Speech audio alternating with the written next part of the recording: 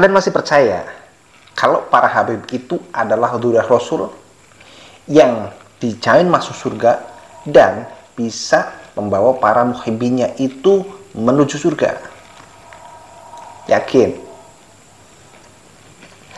Atau masih yakin bahwa mereka adalah durah Rasul walaupun dia adalah seorang penista, seorang yang suka berenak-enak, suka menikmati apem tetangga?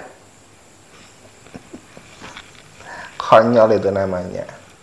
Ya, seperti kemarin Habib Thoha bin Yahya yang di Cirebon, yakin dia adalah durah Rasul, mencerminkan sikap durah Rasul. Durah Rasul nggak begitu. Bahkan kita flashback ke tahun 2011. Dulu ada seorang Habib yang mengaku ketua Rasulullah. Dia bernama Al-Habib Hasan bin Ja'far As-Sakaf. Dia adalah pelaku pelecehan seksual yang bernama sotomi. Yakin yang seperti itu adalah kelakuan durah Rasul? Assalamualaikum warahmatullahi wabarakatuh. Selamat datang guys di channel Diam Saudara. Ya, kita balik ya ke masa pada saat itu. Pada saat tahun 2011. Ada seorang Habib yang selalu mengunggulkan dirinya bahwa kami adalah keturunan Rasulullah yang dijamin masuk surga. Dia bernama Al-Habib Hasan bin Ja'far As-Sakaf.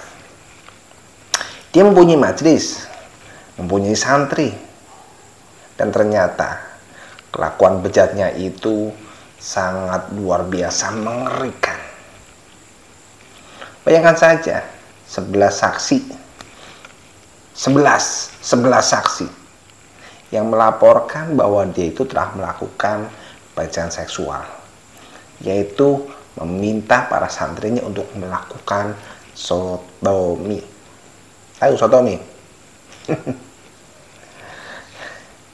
Ya.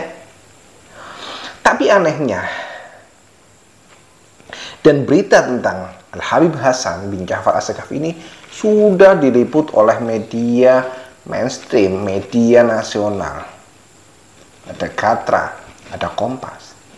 Tetapi yang bikin aneh, sekarang dia melenggang dengan bebas. Tanpa pernah kita dengar bahwa dia pernah ngandang di jeruji penjara. Tidak pernah. Sebetulnya kasus yang sama itu pernah diangkat pada tahun 2002. Dia melakukan hal yang sama, tetapi kepada satu muhibbinnya, satu santrinya. Ya karena mungkin hanya satu orang sehingga takut kualat dan akhirnya kasusnya hilang.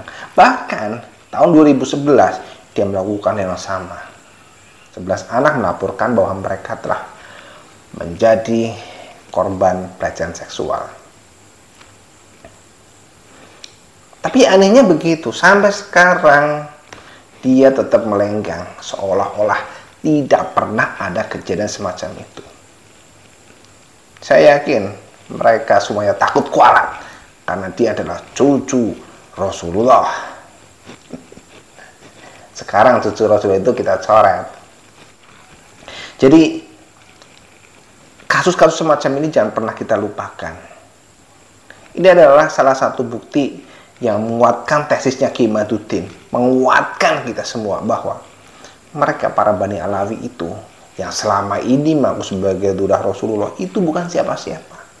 Banyak sekali pendosa di sana. Sehingga kalau ada doktrin yang mengatakan bahwa cucu Rasulullah yang bernama para Habib ini adalah maksum dan terbebas dari dosa dan auto masuk surga, termasuk bisa membawa para muhibbinnya, para budaknya itu lolos dari neraka dan masuk ke dalam surga.